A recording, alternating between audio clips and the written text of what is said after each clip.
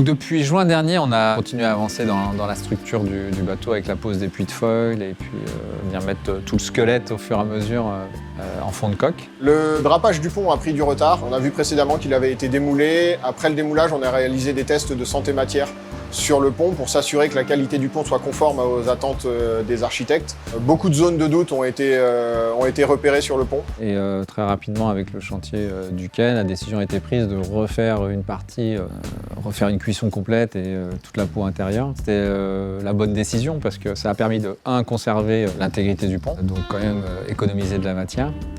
Et puis de repartir sur une base saine. Aujourd'hui, le pont a été cuit, il a été intégralement testé, il est conforme, on le démoule demain et à partir de là, on va pouvoir reprendre la suite de l'assemblage. C'est comme en mer, il y a des tempêtes, il faut savoir être en position de gérer ses imprévus, comme à l'hôpital aussi, des soignants qui se retrouvent face à des situations des fois compliquées.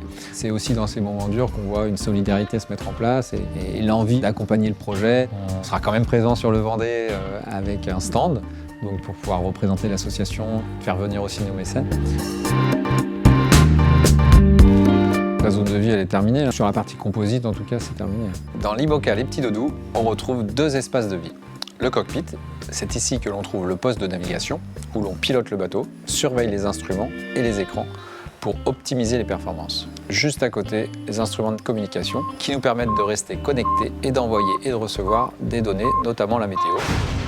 La cabane, dite zone sèche, où l'on retrouve la partie cuisine et une bannette pour se reposer entre les manœuvres.